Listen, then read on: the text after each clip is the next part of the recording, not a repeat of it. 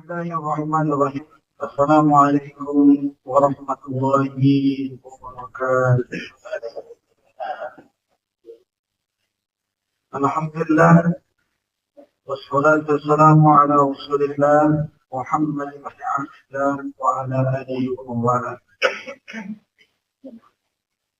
Alhamdulillah alladzi ahyana ba'dama amatana wa ilayhi nusyur.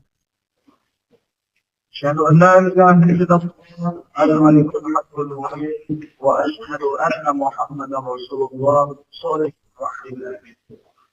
سبحانك لا علم لنا إلا ما علمتنا إنك أنت العليم الحكيم. حسبنا الله ونعم الوكيل نعم المولى ونعم النصير. لا حول ولا قوة إلا بالله العلي. اللهم فقهنا في الدين وعلمنا التأويل وارزقنا فهم النبيين والمرسلين برحمتك يا ارحم الراحمين. Bersyukur kita di pagi hari ini kita ucapkan Alhamdulillahilladzi ahyana ba'dama amatana wa ilayhi nusyur. Segala puji bagi Allah yang telah menghidupkan kita semua ba'dama amatana. Telah Allah mewafakkan kita di malam harinya wa ilayhi nusyur. Dan kepada Allah kita semua akan kembali. Kita hidup sampai pagi hari ini, Bapak Ibu, bukan karena ibadat kita, bukan karena tamburnya, bukan karena apa-apanya, tapi kita diberikan oleh Allah kehidupan sampai saat ini. Ini adalah kasih sayang Allah SWT. Ada dua bosan umur ini, Bapak Ibu. Yang pertama diberikan umur sampai sekarang. Itu bermakna bahwa bosan umur diberikan kesempatan untuk beristighfar, bertaubat, menyesali setiap salah silap kita selama ini. Mudah-mudahan diterima oleh Allah Subhanahu wa Ta'ala. Dan yang kedua adalah umur masih diberikan oleh Allah sampai saat ini. Kita semua masih diberikan kesempatan untuk menambah bekal kita. Karena kita tak lama lagi akan pulang menuju Allah Subhanahu wa Ta'ala. Semakin disiapkan, semakin dimatangkan, sehingga ketika kita nanti pulang dalam keadaan bahagia. Amin. Ya Allah. Amin. Wassalatu kita kepada Nabi Allahumma salli ala Sayyidina Muhammad wa ala ali Sayyidina Muhammad. Assalamu alayka ya Rasulullah. Assalamu alayka ya Nabi Allah. Assalamu alayka ayuhal Nabi wa rahmatullahi wa barakatuh. Wassalawat dan wassalam kita kepada orang yang sangat mencintai kita, orang yang sangat kita cintai. Kurang tidurnya, banyak menangisnya, panjang doanya. Sebenarnya yang diminta manusia untuk dirinya, istighfar dia untuk dirinya, doa dia untuk dirinya, lama dia sholatnya untuk dirinya. Minta semuanya adalah untuk mudah-mudahan kita masuk di situ. Amin. Ya Rabbal Alamin. Hormati dan muliakan Bapak Ibu, Ayah dan Ibunda, orang-orang pilihan Allah yang datang ke rumah Allah ini, kemudian bersabar untuk duduk di dalam majelis ini. Mudah-mudahan kita tetap selalu mendapatkan doanya malaikat. Amal malaikat kita ada tiga. Yang pertama, Allahumma rahmatullah. Amin. Yang kedua, Allahumma rahmathu, ya Allah rahmati dia. Amin. Dan yang ketiga, Allahumma tubu alaiya, ya Allah terima taubat. Amin. Kita mulai dari malam, setelah kita terbangunnya, kita sudah mulai kegiatan kita adalah untuk beribadah kepada Allah. Qiyamul lail dengan witir, dan kita sambung dengan salat subuh. Sampai nanti waktu itu mudah-mudahan semuanya diterima oleh Allah Subhanahu wa Ta'ala. Amin. Ya Rabbal Alamin. Apa kabar Bapak Ibu semua? Sehat, Bapak Ibu? Mudah-mudahan selalu membawa kerjaan kali ini oleh Allah Subhanahu wa Ta'ala, diberikan kita kemudahan dalam dunia dan akhirat, sebagaimana disebutkan oleh Allah ketika Allah mencintai seseorang, menyuruhlah siapa orang yang Allah cintai, apa yang terjadi yufaki seperti Allah fahamkan kepadanya agama ini. Jadi segala sesuatu yang dibuatnya, orientasinya adalah dasarnya adalah ilmu agama. Dan ujungnya muaranya adalah bernilai ibadah. Cakapnya bernilai ibadah. Pandangannya bernilai ibadah. Pendengarannya bernilai ibadah. Jalan hidupnya semuanya bernilai ibadah. Sehingga 24 jam semuanya telah bernilai ibadah. Mudah-mudahan kita dibimbing oleh Allah Subhanahu wa Ta'ala. Amin. Ya Rabbal Alamin. Baik Bapak Ibu yang saya hormati saya muliakan, kajian kita adalah kajian yang sesat. Pada bulan yang lalu, kajian kita adalah bagaimana manusia ini setelah dibangkitkan dengan bermacam ragamnya. Bahwa disebutkan dalam salah satu hadis Nabi, bahwa ketika dia dibangkitkan dari kuburnya, maka kemudian dia menumpuk selama 40 tahun lamanya. La ya'kuluna wa la yashrabuna wa la yajlisuna wa la yatakallamuna. Bahwa dia adalah berdiri tegak selama 40 tahun, tidak makan, tidak minum, tidak duduk, dan tidak berbicara. Lalu kemudian orang-orang ini akan dikumpulkan ke satu tempat di waktu ma'lum, pada satu waktu yang telah ditentukan. Di mana itu? Yuhsyarun, mereka akan dikumpulkan. Nama tempatnya Mahsyarun, yaitu padang mahsyar. Nah, itu kajian yang dulu. Ini kajian kita pada kesempatan ini Bapak Ibu adalah wajib khabari. Waqad ja'a fil khabari. Sungguh telah datang dalam satu ucapan Nabi. Apa sebutannya itu?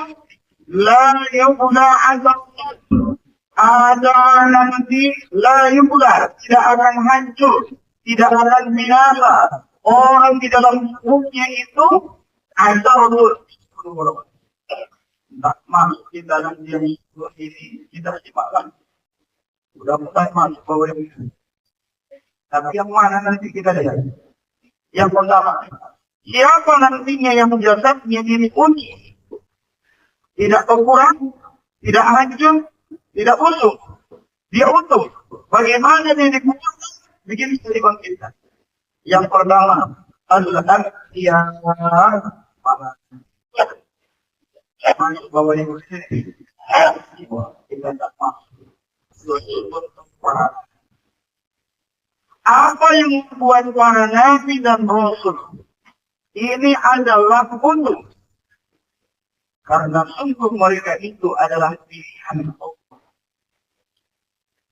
Maka ujian yang paling berat dalam hidup ini adalah ditimpakan kepada para nabi dan rasul. Dari semua nabi dan rasul, ujian paling beratnya adalah dihadapkan kepada Nabi kita, Nabi Muhammad Sallallahu Alaihi Wasallam. Apa kata Nabi? Kami para nabi dan rasul tidak akan dimakan daging tanah, tidak akan dimakan tanah. Dia akan undur. Makanya ada diulaskan pada nabi dan rasul. Apa kesusahannya? Kata Rasulullah dalam hadisnya, kami para nabi dan rasul di mana meninggalnya, di mana wafatnya. Ini tidak boleh diamalkan. Jangan nanti pulang dari sini, kajian pagi ini, punya wajib dia. Di mana dia tinggal di situ di kubur. Meninggal di kamar. Nah, kalau sedang meninggal di kamar, berarti kumur di kamar. Kira-kira kalau di dalam kamar kita sendiri, Bapak, masih ada nggak yang mau tinggal di luar? Lalu sudah dijual. Buat dijual rumah bersama kuburan dan anggur. Nah, jangankan orang lain, orang yang di rumah kita saja pun, pasangan hidup kita, anak kita, tamu dengan kita. Betul. Tuh. Jadi ini kekhususan Bapak Ibu. Jadi kalau meninggal dunia, salah satunya adalah disegerakan. Ya Bapak Ibu, yang pertama disegerakan. Jangan menunggu lama-lama. Karena dia mau cepat mendapatkan balasan dari Allah. Kadang-kadang meninggal dia pagi. Dan patutnya kan hari itu bisa diselenggarakan. Besok lagi. Yang paling sangat menyedihkan kemana? Ketika dia punya anak, anaknya jauh di rantau. Iya kan? Meninggal dia. Apa katanya? Ditunggu dulu orang. Tunggu. Sudah ditunggu. Di waktu zuhur itu paginya. Di zuhur itu. Dia mengumpulkan. Patutnya. Tapi karena menunggu. Bergeser dia asal. Orang yang disuruh itu. Disuruh tanya kawan. Tidak pulang lihat. Yang tersisa. Hanya keluarga-keluarga itu. Yang ditunggu kedatangan hampir maghrib. Lalu kemudian kata Pak Imam, silakan Pak jadi imam. Rupanya yang ditunggu dari api harus jadi imam sholat jenazah tadi. Tak pandai sholat. Ada tak dari ini? Bapak Ibu. Dia datang hanya dengan tangisan. Diambilnya HP-nya, fotonya. Bapak. Padahal kalau tadi disegerakan sesuai dengan perintahnya Nabi, ini semua ini aku menurunkan ini. Tapi apa yang terjadi? Menunggu sampai lama maghrib. Yang mengantarkannya tidak seberapa, yang mendoakannya tidak seberapa. Akhirnya apa yang terjadi? Yang rugi siapa? Jenazah tadi Bapak. Rugi. Patutnya selenggarakan kita. Kalau ada orang anaknya yang datang terlambat, lalu kemudian sudah dikuburkan, gimana menyelamatkannya? Anak lagi. Karena datang terlambat. Jangan lihat apa nih? Jenazah bapak yang sudah dikubur. Gimana dia menyelamatkannya? Sholat lagi dikubur dia. Boleh begitu? Nabi menyolatkan orang dalam. Boleh. Kalau ada begini kan sebelumnya, sholatkan di kubur. Sudah dikubur. Tegak dia menghadap kiblat, sholatkan di kubur. Itu riwayatnya gimana? Ada orang laki-laki tukang bersih masjid. Orangnya memang tidak seganteng orang hari ini. Dan dia agak tidak salah sembarangan. Tapi apa yang terjadi Bapak Ibu? Nabi bertanya, di mana orang yang selalu membersihkan masjid? Kata mereka dengan entengnya sudah mati ya Allah. Kenapa dengan kita saya? Karena itu baik. Apa kata Nabi? Antarkan aku ke kubur. Dia antarkan. Udahlah meninggal ini. Lalu dia antar ke kubur. Nabi sholat.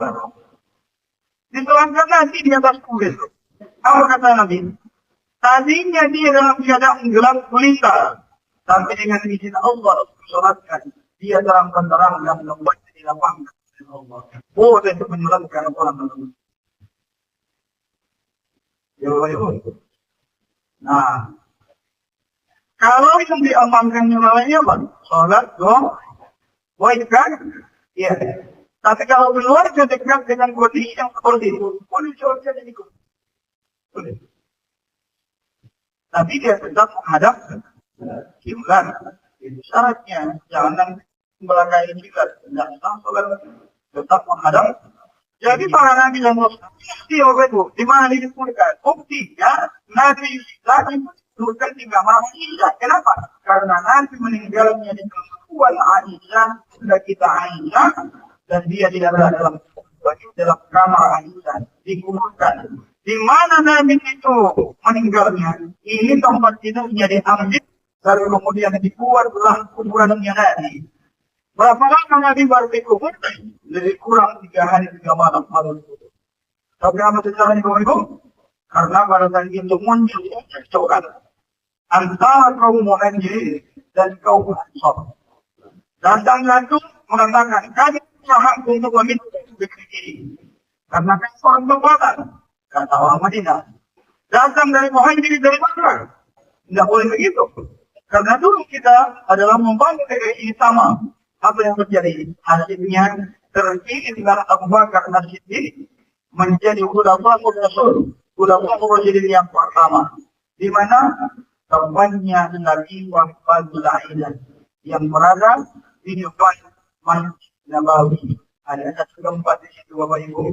Kalau tadi bongkar. Jadi itu aula dulu. Rumah orang besar, kemudian itu kumpul terpilih dengan namanya Abu Bakar As-Siddiq radhiyallahu anhu. Nah, dikubur di situ. Anehnya dari Aisyah, setelah dikubur suaminya, yaitu Nabi Muhammad SAW, di tempat tidurnya biasa. Pindah kamar Aisyah dari jauh. Tak pindah Aisyah. Bertahun-tahun dia Bapak Ibu adalah tidurnya bersebelahan dengan itu. Makanya dalam sejarah orang yang paling setia dunia akhirat itulah Nabi dan kita Aisyah. Itu Aisyah. Jangan sama juga itu. Pertama para. Yang kedua, siapa nanti yang mereka akan dikekalkan dia, tidak rusak badannya, dan kemudian dia untuk dijaga oleh Allah. Wal-ghati. Apa al-ghati? Ghati goldan. Ahli murah. Ahli perang. Di masa lalu, maka mereka ini dijaga di lindungi oleh Allah. Kenapa?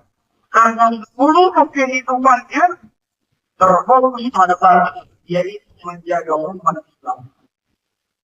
Jadi kalau Belanda sedikit kita membayangkan dengan negara Iran, sekian lama mereka itu sebagai tidak ada pergaulan yang internasional. Mereka tetap hidup. Apa investasi terbesar mereka?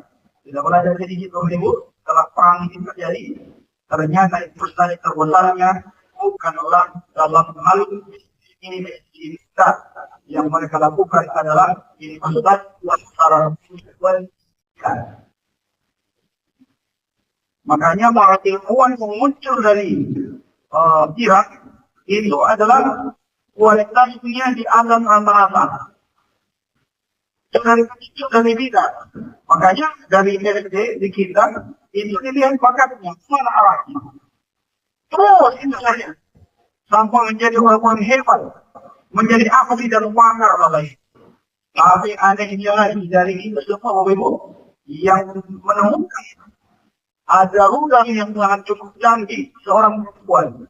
Ternyata orang Indonesia Raya. Di mana dipakai? Gila. Dia tidak bisa tinggal. Kenapa? Ilmunya itu tak bisa dihargai oleh kita orang Indonesia. Dia mana?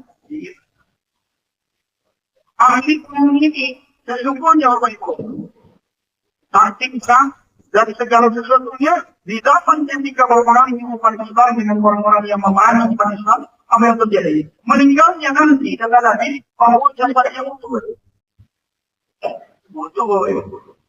Kalau orang Gereja itu dikuasai oleh Indonesia, ilmunya itu yang dibuka sampai sekarang pelajari dunia internasional itu adalah ilmunya Al-Muqam Abdullah Al-Nasution. Jadi Bapak Ibu yang sangat bisa melihatkan, yang kedua adalah orang-orang yang meninggal dunia, dia adalah Al-Ghazi, yaitu ahli sana. Yang ketiga, wal-'alimu, yaitu adalah orang-orang yang ilmunya dalam ilmu Quran. Yang ketiga adalah wasyahidu, orang yang mati pada syahid. Sudah jelaskan orang yang mati syahid. Waktu syahid dahulu jannah. Setiap yang mati syahid pasti masuk surga. Illa daihan, kecuali yang ada. Ada orang mati syahid. Kalau masih ada utang, tak juga dia langsung masuk. Itu hebatnya hutang juga. Sudah lama disahid dia. Masih panjang ada hutangnya, belum dibayarnya. Masih dia ini ditakutkan masuk. Jadi saya sudah sampai pada tempat-tempat orang yang meninggalkan dia masuk uang. Ada dua. Satu adalah pada awak kedua yang kedua puput tabut. Saya sudah tahu di kitab itu. Di mana boleh disebut dalam Al-Quran.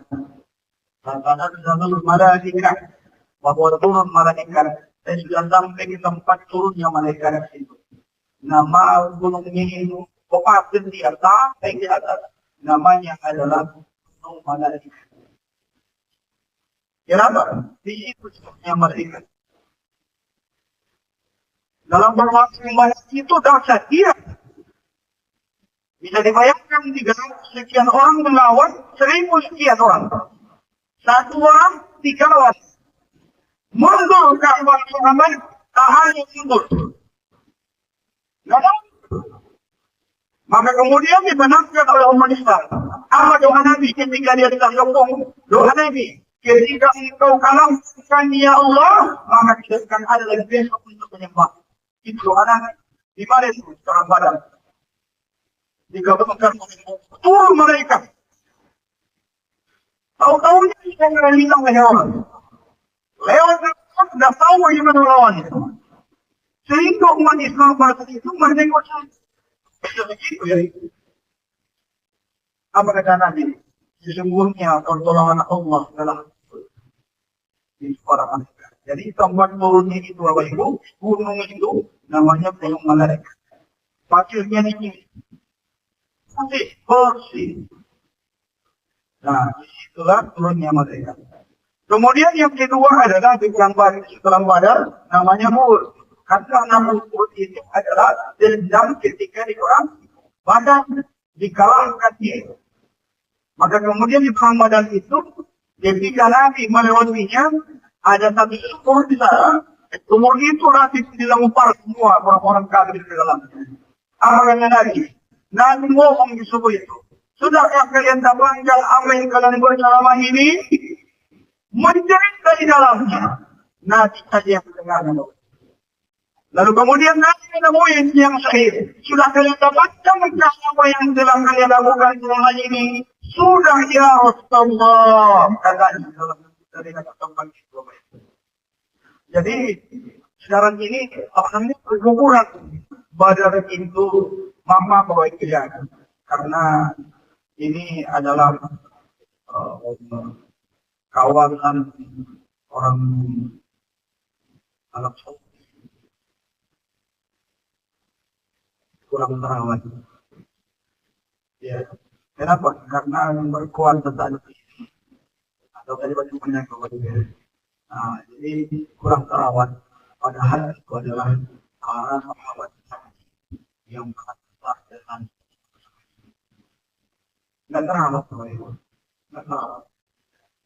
Sampai kita di Uhud, apa yang terjadi di Uhud ini adalah sesuatu yang sangat mengharukan. Sampai ada berita yang sampai yang disebar ke sahabat tadi bahwa Nabi wafat.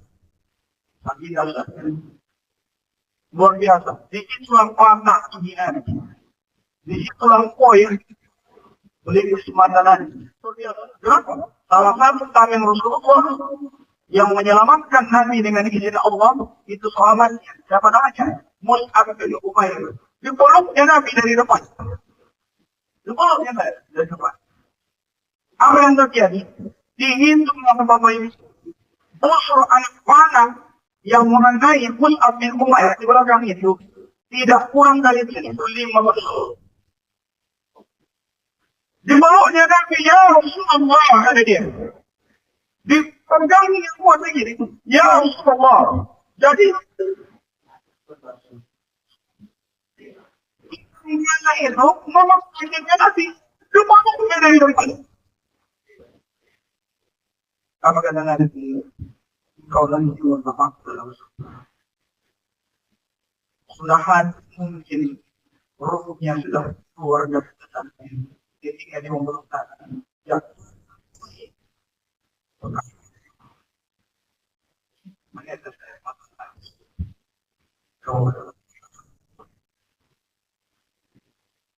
sudah membedakan.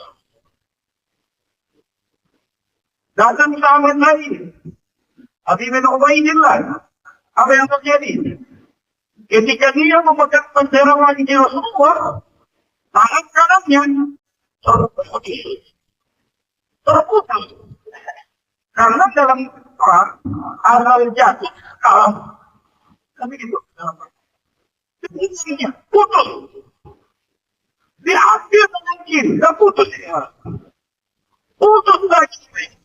Di situ bergerak sampai air untuk mengapi. Putus ini, putus kaki. Akhirnya, leher terus. Maukah kalian menyaksikan orang yang nanti dalam surga? Para sahabat mengatakan, ini orang yang menuju Mus'ab bin Umair dan juga Ubay bin Al-Quran. Jadi orang-orang di masa lalu dunia ini tak bernilai apa-apa. Tak ada nilai apa-apa. Belum lagi kita cerita tentang bagaimana sahabat tadi malam itu dia baru menikah. Bayangkan, baru menikah. Sudah menikah, maaf. Belum menggauli istri itu. Datang berita dari Nabi bahwa akan perang. Maka dari istri kata Nabi, ya Rasulullah, perang nanti meninggal dunia mati syahid. Istrinya jadi jangan dari yang itu makanya kata Nabi, waktu dia ditemukan di orang balas itu, Nabi senyum dan kemudian Nabi melihat kamu menolak. Kenapa? Aku menyaksikan lagi dibandingkan oleh para bidadari yang nampak dengan para bidadari maka dibandingkan oleh para apa nih? Jadi orang-orang yang mati syahid imannya dan kayak imannya itu kuat. Ketika dibuat pengumuman, kita besok dibuat di depan agak ada ini besok perang kira-kira mendaftar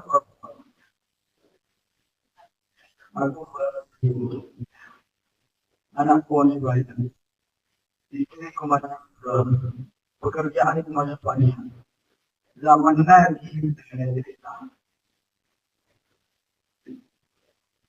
kenapa? Karena imannya kuat dilempak digambarkan kepada mereka ini akhirat ini dunia iman. Itu makanya yang saya suruh Uhud itu namanya pamannya Hamzah bin Abdul Thalib. Ya Bapak Ibu, ketika rohnya keluar, dan dia meninggal dunia pada negara gimana? Dalam keadaan dia dimutilasi, ditombak yang namanya Wahsy dalam jalan dekat, meninggal dunia jatuh terkapar dan kemudian datang hidup. Nah, datang itu diambilnya pisau, dipolahnya dadanya, diambilnya jantungnya, diputusnya, setelah jamanya dikunyahnya, dimuntahkan, dicongkoknya ke kedua matanya, dipotong jarinya, diambil hidungnya, maaf sampai kelaminnya, diputusnya. Apa yang terjadi setelah itu? Apa dalam ayat itu? وَلَا تَعُودُوا لِمَنْ يُقْتَلُ فِي سَبِيلِ اللَّهِ أَمْوَاتٌ بَلْ أَحْيَاءٌ وَلَكِنْ لَا تَشْعُرُونَ. Dan janganlah kamu mengatakan bahwa orang yang mati dalam perang di jalan Allah itu adalah mati. Bukan. Baru ahya, bahkan mereka adalah hidup. Walakin la tashkur, kalian sendiri yang tidak sadar dan tidak tahu tentang itu. Jadi kemudian ketika kedua rohnya itu senyum yang hijau, begitu dalam riwayat langsung dibawa ke dalam surga. Roh itu. Lalu kata dia, ya Allah, bagaimana kami menyampaikan bahwa kami paling ini sudah mati ini? Karena Allah, bukan kalian yang berhak menyampaikan ini. Tapi aku yang akan menginformasikan kepada semua bahwa kalian sudah bahagia dalam itu. Orang yang saya itu makanya perlakuannya berbeda. Kalau dibayarnya ke mana Bapak Ibu? Masih dimandikan? Dikawani? Disolatkan? Ya. Dikuburkan? Iya. Kira mana dimandikan Bapak Ibu? Nah, yang mengajar itu adalah jadi saksi di hadapan Allah Subhanahu wa Ta'ala. Jadi tahun 2012 terjadi kan ada sungai itu, ada sungai dekat dengan bulan Uhud. Kalau bapak ibu yang sudah sampai ke sana ada banjir bandang. Apa yang terjadi? Maka kemudian setelah airnya surut, ini jenazahnya ini keluar dari kubur. Kenapa? Karena udah lama banjirnya kan mengapa deh? Apa yang terjadi? Ditemukanlah ada jasad. Jasad ini dadanya sudah digunakan. Tak ada bola mata. Tak ada hidungnya, telinga tak ada. Dikumpulkan ulama sejarah memastikan ini siapa. Ternyata itu adalah Hamzah bin Abdul Qasim. Anehnya Bapak, aneh. Masih mengeluarkan darah mentah. Sudah berapa lama dia dari kubur? Jadi kurang 4 awan yang lalu. Masih mengeluarkan darah mentah. Seolah-olah kejadian baru di dunia. Begitulah Allah mengabadikan orang. Ya, jadi kalau kita cerita tentang ya, sama saya, bagaimana saudara tidak saudara tidak. Ya, yang diterang gitu siapa? Bapak-bapak yang tua. Nah, tua takdir ini. Orang sekarang ini takdir jadi tua. Satu anak-anak, dua. Coba lihat korban. Jarang kita mendengarkan yang meninggal itu bapak-bapak. Yang meninggal siapa? Anak-anak dan ibu-ibu. Kenapa? Mereka pengen memutus generasi orang-orang Palestina. Tapi Allah, bagaimana Allah menjadikannya? Kalau kita lahir anaknya tua, kemar, itu udah luar biasa. Ya, tahu tak kalau Ibu sekali melahirkan orang-orang Palestina? Orang. Banyak Allah pada itu. Umur anak 7 tahun, di bawah dekat, di bawah muda, apa yang terjadi? 7 tahun anaknya sudah lapor. Karena orang yang mau diputus itu adalah orang ahli Quran. Kenapa? Karena orang-orang ahli Quran ini pasti dia akan lebih baik di dunia ini. Mereka akan untuk itu loh. Tapi apakah nakutkah mereka? Enggak. Kemarin waktu orang Iran dengan Amerika dari Israel, sampai kita kesulitan itu sampai ke Indonesia. Padahal mereka sudah sekian tahun beberapa diwakilkan. Nah, ada takut. Mintakan mereka. Ya, tetap di sini. Nah, ketika dikumpulkan orang-orang Israel, apa kesaksian dari orang kita orang Indonesia ketika itu berkata menyaksikan bahwa itu keluar awal bau. Dan ketika ditemukan jasad orang-orang Islam, apa yang terjadi? Karena dia darahnya suami. Sudah.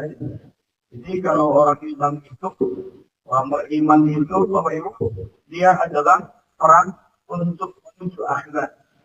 Kalau orang-orang ini ditekan, dia pengen iman selamatnya. Nah, antara ketemu orang yang takut mati dengan yang mau mati, kira-kira mana yang mentalnya itu mana yang betul. Dipertemukan orang yang mau cari mati dan orang yang takut mati. Cara mentalnya itu kira-kira gimana? Karena orang beriman hidup mulia, mati Saya itu prinsipnya. Datang orang asing. Nah, itu beda kita Bapak Ibu. Nah, yang keempat adalah orang yang mati syahid. Kemudian berikutnya adalah wasilul Quran, orang-orang yang selalu menghafal Quran. Yang menjadi target kita. Menjadi orang-orang hafizul Quran, yang hafal Al-Quran, yang selalu bersama Al-Quran, yang sudah amat dengan Al-Quran. Kenapa? Biasanya itu dikubur tuh. Nanti di negeri akhirat dia akan dimuliakan oleh Allah. Dagingnya itu adalah tak bisa dan haram dia masuk ke neraka. Kenapa? Semuanya sudah mengandung Al-Quran. Saya pas di tanggal 14 kemarin, itu juga dalam mata saya. Ketika kita buat wisuda akbar di yayasan kita itu, alhamdulillah Bapak Ibu yang wisuda tahun ini lebih kurang 120 anak. Berseluruh ada yang 1 juz, 2 juz, 3 juz sampai 8 juz. Itu yang rumah Al-Quran.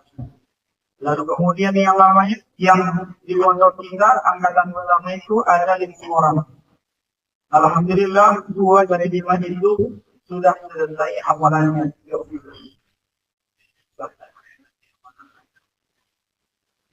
Hafalan 11 bulan.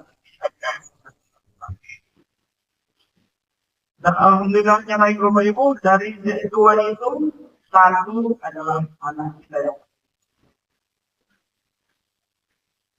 jadi hafal Al-Quran. Apa yang namanya dalam mata kita? Jadi bayangkan Bapak Ibu punya anak hafal 30 Al-Quran. Bahagia. Bahagia. Kalau saya tidak bisa. Dan kita takut yang anak. Jadi inilah yang menjadi target kita dari awal menjadi mingguan. Namanya Yayasan Hamalan Al-Quran. Ini target. Menyiapkan ini nanti. Kalau saya Bapak Ibu hanya amal Al-Quran khusus. Dalam pikiran saya, kalau saya tak hafal, paling tidak ada yang membuat untuk Al-Quran. Itu maknanya saya sebut ikutlah bagian dari Al-Quran. Apa kata nanti? Khairukum man ta'allama Al-Quran wa 'allamahu. Orang terbaik di antara kalian adalah orang yang belajar Al-Quran dan mengajarkan Al-Quran. Ada tidak orang yang paling lebih mulia daripada yang dua ini? Ada. Siapa mereka? Yang menyiapkan sarana untuk itu. Saya ulangi. Ada tidak orang yang lebih mulia daripada yang belajar dan mengajarkan Al-Quran? Ada. Jawabannya ada. Siapa? Orang yang menyiapkan sarananya. Disiapkannya tempatnya. Disiapkannya niatnya. Disiapkannya bayar lampunya. Disiapkannya tempat di semua fasilitasnya. Dia lebih mulia daripada itu. Bapak Ibu mau ikut tak? Bapak Ibu mau ikut? Nah, kalau mau ikut Bapak Ibu, ini saya tawarkan lagi nih. Alhamdulillah ini sudah masuk mulai anak-anak kita di hari Senin depan. Yang mendaftar tahun ini. Saya ini sampai janji Bapak Ibu, ini bukan makan.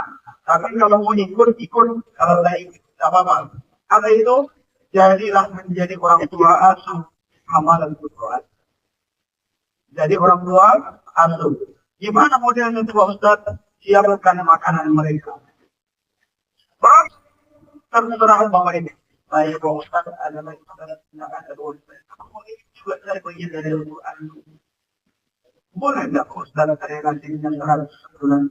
Boleh. Tidak harus begitu. Enggak. 100 Pak. Ini untuk apa ini? Kita berikan pun orang dia. Kita berikan pun untuk makanan dia. Dari yang dia makannya ini digunakannya untuk menghafal Al-Quran. Dan kemudian dia beramal dengan semuanya. Kira-kira pahalanya kemana? Kemana Bapak Ibu? Kira-kira besok itu kalau yang meninggal lagi dunia ini pahalanya ini akan lari kemana Bapak Ibu? Jadi siapa yang pakai sekolah. Ini dapat Bapak Ibu itu. Nah, itulah bagian itu Bapak Ibu. Saya tidak ada anak saya yang hafal Quran Ustaz, tidak ada dari saya, tidak ada. Bisa jadi ini adalah anak kita. Anaknya gimana? Anak non biologis. Karena ada anak rohani namanya. Mungkin inilah yang bisa menolong kita nanti Bapak Ibu. Salah satunya. Kenapa? Karena ini bagian dalam Al-Quran. Lihat di dalam hadis tadi. Wahamilil Quran jasadnya putus. Nanti dia hanya memberikan tambahan kepada siapa? Orang ikhtiar. Tidak ada komentarnya begitu. Jadi maka kemudian kalau Bapak Ibu mau ikut, nah tidak akan pakai nanti modelnya seperti apa. Nah silakan ambil. Yang mau sekarang harus mengambil 200, harus mengambil 300, mengambil porsi sekian. Kalau mau ambil saya kalau include satu orang kurang Ustaz. Mahal tuh. Ya namanya. Itu berarti mahal lah Ibu. Apa mahalnya? Makannya. Kemudian gaji modelnya. Semua dong. Makin ini Bapak Ibu 24 jam setengah 4 sudah sampai di sholat. Sampai kapan? Jam 10 malam itu. Ini wajib diikutinya Bapak Ibu. Satu hari ini pada membaca Al-Quran ini. 5 juz per hari. Setiap pekannya mereka hatam. Setiap pekan hatam. Dihitung kemarin. Saya tanya, Ustazah yang masih banyak. Berapa kali hatam sejak sampai sekarang? Apa kata dia? Untuk 5 kali Ustaz. Berapa kali Bapak 25 kali. Karena anak-anak yang masuk ke situ Bapak Ibu tidak semuanya mampu. Datang ibunya, madang-madang. Anak kami ini mengamalkan Ustaz kami tidak anak orang tua. Gimana ini? Dibilangin, masuk. Lalu dia tanya lagi, gimana makannya? Kalau kami makan, dia makan. Kalau kami tak makan, dia tak makan. Tapi dengan izin Allah Bapak Ibu, ada selalu yang boleh ada dokter dari Allah. Di karena dia datang Ustaz di mana alamatnya kita lakukan bawahnya berat 40 kilo gajinya 3 nah ini untuk anak-anak kita Ustaz dan kemana doa sekarang apa yang sekarang bagi kami dan bagaimana orang Quran. Jadi mana tahu Bapak Ibu mau berbagi rezeki, nah mana banyak orang gitu. Sebenarnya banyak yang bisa kita bantu Bapak Ibu dari sisi yang lain. Nah makanya saya istilah saya ini hanya jas, bukan rezeki. Jas artinya jembatan amal soleh, menjembatani orang beramal soleh. Sehingga Bapak Ibu tempat sana. Kalau misalnya ada kita mau balik ditanya di mana itu, pokoknya ada di luar kota kata dia. Ragu Bapak Ibu, tak bisa. Bukan ngomong Bapak ini. Kita lebih baik beramal yang jelas. Ada orangnya di orang. Mau antar ke sana, antar. Gak apa-apa. Saya komentar, boleh tak 10 kilo per bulan? Boleh. Kan begitu. Saya 10 kilo dalam bulan sebulan. Boleh. Antar boleh. Dijauh boleh. Saya ada yang malu Bapak Ibu. Kenapa? Bukan untuk saya. Kalau saya cukup makan saya. Untuk keluarga aman bisa Allah. Tidak hanya ambil satu. Untuk semuanya untuk Al-Quran. Saya berpikir dan kami ini Bapak Ibu. Anak saya dah banyak. Banyaknya gimana? Itulah semuanya. Tahu saya support. Datang bawahnya. Saya tak mampu. Ini anak dia. Kata ibunya. Bagaimana? Lalu kita bisa di hadapan Allah. Saya terima. Belum terpikir saya dari mana. Dari mana lautnya. Gimana uang turunnya ini. Tidak tahu saya Bapak Ibu. Tapi dengan izin Allah. Allah itu orang-orang yang baik-baik. Apa kata dia? Saya Ustaz sekian. Insya Allah sampai sekarang sudah 1 tahun tahan. Alhamdulillah. Kalau rumah Quran kita, alhamdulillah, itu muridnya 150 anak. 150 anak. Itu yang belajar ini pagi siang malam. Apa kata orang-orang yang di komplek itu? Sejak ada rumah Quran di sini, kami sangat bahagia. Kenapa lagi Bapak Ibu? Wa Mubarak. Turunnya dia barang kanan. Orang yang pernah jualan dia, laku. Anak-anak berapa dia jadi tuan? Ada 2.000, dan dapat 2.000 lagi. 5.000 pada biji. Kali jalan 100 orang saja. Ada berapa? Hidup ekonomi orang dengan Al-Quran. Nah, jadi kembali tadi, di Hamalatul Quran itulah dia berperan. Jadi mana tahu ada orang yang mau ikut bagian dengan harapan bahwa kita termasuk orang Al-Quran. Nah, ikutlah Bapak Ibu. Ya Bapak Ibu, kira-kira terbagi tak? Terbagi tak? Atau jangan-jangan kami konsep kalau mengeluarkan itu mungkin tidak pernah tak sambung dengan jangan. Kalau sudah jangan, kalau terbagi maka banyak, karena itulah yang kita nak harapkan. Insyaallah. Berikutnya Bapak Ibu adalah al-imamul adil, yaitu pemimpin yang adil. Kalau cerita tentang ini Bapak Ibu, pemimpin itu dua model. Al-imamul adil, al-imamul shadiq. Pemimpin kita yang mana Bapak Ibu? Jangan kot-kot Bapak Ibu tahu aja. Nah, pemimpin itu cuma dua lah. Pertama adil, yang kedua zalim. Nah, waktu hukum sekalian kalian ini, ini adalah pemimpin. Kita dikasih di mana? Di rumah tangga, di keluarga, istri, anak, besok tanggung jawab ini. Makanya kita di bapak-bapak ini, ya Pak, orang kan di pegawai kita di hadapan Allah. Mempertanggungjawabkan istri, mempertanggungjawabkan anak. Itu makanya sampai di negeri akhirat tidak cukup memperjuangkan mempertanggungjawabkan sendiri. Anak istri juga wajib tetap melakukan. Waktu merahin mas'ulin an rajin ini. Setiap pemimpin itu ditanyakan pertanggungan. Anak orang tidak boleh. Ya, apalagi kita ini sering mencuri pasangan itu, mencuri anak, mencuri perempuan, mencuri orang tua, mencuri tetangga, nanti itu besok siapa lakukan. Nggak ada yang lolos. Semua jadi tanya oleh Allah Subhanahu wa Ta'ala. Lalu kemudian wal muadzin maksudnya bukan azan yang tidak minta upah. Ada lagi ya orang itu. Ada. Ternyata ada. Tukang azan tidak minta upah. Dia memperhatikan apa semuanya, nggak minta upah. Apa? Orang tukang azan besok, lisan yang baik. Apa itu? Memberitahu orang, memanggil orang untuk sholat. Hayya 'alal sholat, itu kalam yang mulia. Saya kalau orang ketemu macam saya azan dulu. Tapi di mana mengaji, enggak. Saya kasih azan. Yang diperebutkan Bapak Ibu, imam apa bukan azan? Patutnya. Azan Bapak Ibu.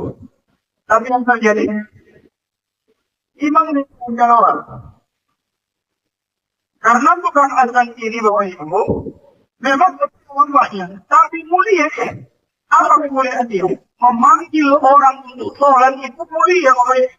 Makanya Bapak Ibu, mengajak orang untuk sholat itu adalah perbuatan yang sangat. Ada tidak orang yang punya tugas mengajak orang untuk sholat? Ada tak? Ada dicela orang Bapak Ibu. Tapi boleh dikatakan juga. Siapa itu? Jamaah. Bukan kecil perbuatan itu. Besar di hadapan Allah Bapak Ibu. Dijanji mati orang. Ini bentar lagi masuk waktu mati. Ayo mati siap ke masjid. Jangan menyukai. Berarti kaki. Tidak. Besok datang lagi belum. Sampai ini datang sholat. Mulia tak ada? Mulia. Dan sering dididik orang. Kata orang. Padahal dia buang dari Bapak Ibu. dengan biaya sendiri, hartanya sendiri, ngajak orang saja, tidak digaji. Dia ajaknya orang. Jadi muadzin ini adalah nanti kekal pada tidak usah orang. Yang kemudian wal maknani idza ma'adan fi nuqalihi seorang perempuan yang meninggal dunia dalam keadaan sifat meninggal dunia dalam keadaan meninggal. Ya, perempuan yang meninggal dunia dalam melahirkan. Ada tadi itu. Ya. Kalau menurut hadis ini nanti data ya. Nah, menurut ini kejadian yang baru meninggal dunia dia dalam keadaan mau melahirkan. Jadi tidak sempat lahir. Di kubah sudah selesai, belum bayarnya dilahirkan. Kemudian terdengarlah ada dalam dibongkar rumahnya anaknya lain. Anaknya lagi dalam itu. Anaknya sekarang ini sudah berapa? Belum ada berapa. Ada gedenya gitu. Kalau mau bawa itu ada apa yang besar itu, jangan mau sekali kita. Ini kuasa Allah. Jadi orang meninggal dunia dalam keadaan sifat melahirkan Bapak Ibu. Nah, salah satunya adalah yang kekal berurut siapa? Jasad di dalam Islam. Nah, kemudian berikutnya umum adalah mazluman. Orang yang meninggal dunia dalam keadaan teraniaya yang dibegal. Itu jasad yang dulu. Ini yang ini Bapak Ibu sudah sampai di rumah ya. Mudah-mudahan Allah jaga kita semua dulu. Saya kadang-kadang terpikir begitu, kadang terserah engkau ya Allah. Saya keluarnya jam setengah 4, sekarang pakai motor aja. Dan malah sana. Dari ini cuma di bawah lagi sendiri. Dalam hati saya, engkau melihat dia Allah, engkau saja yang bisa menjagaku, yang membina. Dan cerita kan sumbang itu padanya. Teman-teman. Nah, itu semuanya kita mohon kepada Allah agar kita diselamatkan. Amin. Nah, yang terakhir adalah waman mata yaumul jum'ati wa layaliha. Orang yang meninggal dunia pada malam dan siang Jumat. Ya Bapak Ibu. Ada beberapa fadilah yang dijalani. Ustaz orang yang meninggal dunia tidak pernah seorang ustaz, tapi meninggal dunia dia. Itu iman, itu adalah urusan Allah. Ya, kalau nanti kita bilangin dia selamat, diselamatkan, kalau tidak pernah sholat. Ya, tapi ada orang mengatakan begini, tak pernah sholat, dia yang orang. Nanti pada dia, ini orang yang ya, betul. Nah, 10 inilah yang jasanya wadai mereka tidak dosa. Itu masih ingat sebelumnya? Satu adalah para nabi, yang kedua adalah ahli perang, yang ketiga orang yang syahid, yang keempat orang yang hamil Quran, yang kelima imam yang adil, yang keenam tukang azan tidak punya upah, yang ketujuh adalah orang yang mati dalam keadaan melahirkan, yang kelima, yang kedelapan adalah orang yang mati dalam keadaan teraniaya, yang ke-9 adalah orang yang mati dosa, ada lingkungannya 10 yang meninggal pada malam itu. Ini semuanya adalah orang-orang yang disebutkan oleh kejadian. Nabi kalau berbicara tidak langsungnya jadi keluar ini. Mudah-mudahan dari yang seperti ini kita masuk dalam. Tapi yang mana biarlah Allah yang menentukan. Ada dua yang sangat bagus. Apa namanya ya Allah? Jadikanlah aku hamba yang disukai, bukan aku. Jadi yang mintanya Allah sekali. Jangan kemauan dia. Kalau kemauan kita ini Bapak Ibu terbatas, ya Bapak Ibu. Karena banyak yang baik menurut kita belum baik menurut Allah. Tapi baik menurut Allah pasti terbaik untuk kita. Wallahu a'lam bishawab. Nah, dari yang tadi yang disampaikan, maka Bapak Ibu boleh nanti memberikan langsung oleh transfer. Nah, nanti akan kita sampaikan kepada ahlinya. Nah, terserah Bapak Ibu.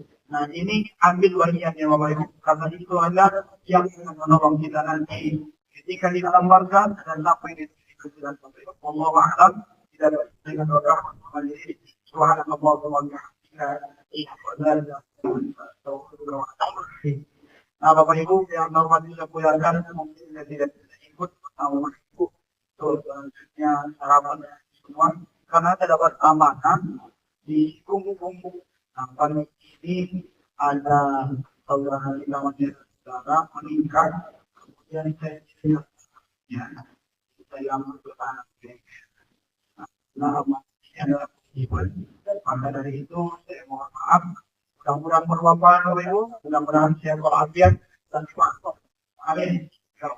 Assalamualaikum warahmatullahi wabarakatuh.